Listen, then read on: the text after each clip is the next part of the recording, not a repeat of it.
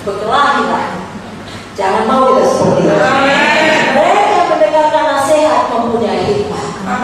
Kalau saudara bahwa Tuhan mendapatkan firman filsafat hari ini dari Munde, ingatkan kepada kita harus cepat mendengar, lambat berkata-kata, lambat bermarah. Kalau dalam Amsal 24 ayat 14 dikatakan, ketahuilah demikianlah hikmat untuk jiwamu. Jika kau mendapatkannya, maka ada masa depan, harapanmu tidak akan hilang. Jadi kalau kita mendengarkan nasihat, kita punya hikmat. Kalau kita punya hikmat, ada masa depan. Dijamin Tuhan masa depan kita. Tentunya kita bisa membedakan mana nasihat firman, nasihat Roh Kudus, ya, artinya juga dari orang-orang yang penuh firman Roh Kudus, mana nasihat orang-orang fasik, yakni nasihat yang tidak sesuai firman, yang tidak sesuai dengan kesaksian Roh Kudus dalam hati kita. Saudara sebagai Roh Kudus, saudara tahu kapan tidak damai, itu bukan dari Roh Kudus. Amin, saudara. Kita yang sudah lama dan memang sudah tahu firman, pertama firman, kedua Roh Kudus. Kalau tidak ada firman, apa yang diingatkan Roh Kudus? Lalu kalau ada kesaksian di sini tidak damai, jangan diteruskan, saudara. Mazmur 1 ayat 1 jelas mengatakan, berbahagialah orang tidak berjalan menurut nasihat orang fasik, yang tidak berdiri di jalan orang berdosa, yang tidak duduk dalam kumpulan pencemooh. Jadi orang fasik ini memberi nasihat juga, tapi jangan kita dengarkan. Apa itu bertentangan dengan firman, bertentangan dengan kesaksian Roh dalam hati kita, jangan kita ikuti. Tapi kalau Allah memberi nasihat, katakanlah, sesibuk apapun kau, oh Mama Enoh, kalau pagi-pagi kau hentikan semua kegiatanmu, pastikan anakmu bangun, berdoa dulu, baca firman sama-sama. Amin. Itu perlu diikuti. Amin, saudara. Supaya kita tidak perlu menyesal dan berkata seperti yang tertulis dalam buku Amsal. Saya bacakan Amsal 5 ayat 12 sampai 13. Lalu engkau akan berkata, mengapa aku benci pada diriku, dan hatiku menolak teguran. Mengapa aku tidak mendengarkan suara guru-guruku dan tidak mengarahkan telingaku kepada pengajar-pengajarku? Jangan ada kita demikian. Biarlah semua kita bersuka cita karena kita mau diajar. Sama seperti Esther. Lalu seperti Esther dia sampai pada panggilan Tuhan. Saudara dan saya juga sampai pada panggilan Tuhan.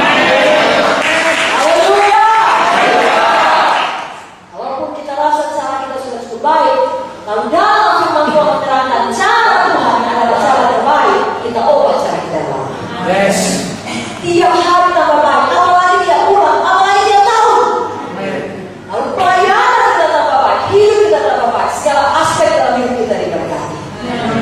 Perkara yang ketiga yang perlu kita pelajari dari hidup Esther, mari kita ingat untuk siap menolong orang tua rohani kita.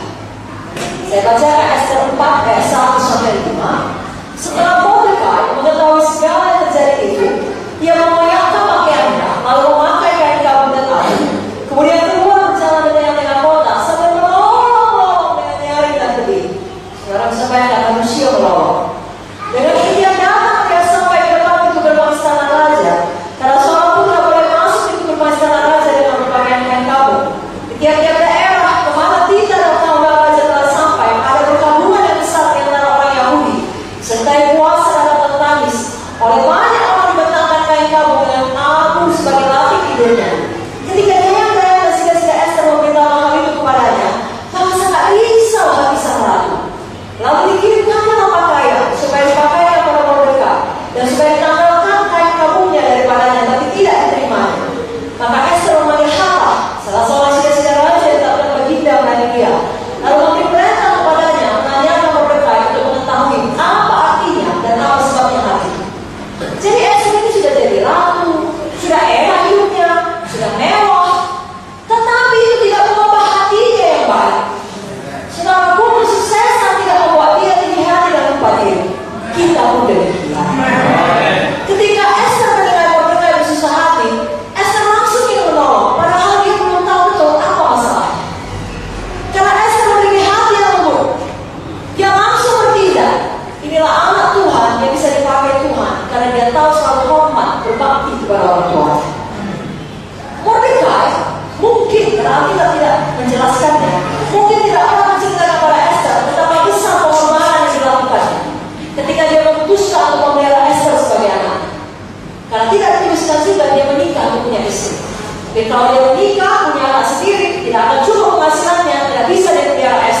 Dia berkata,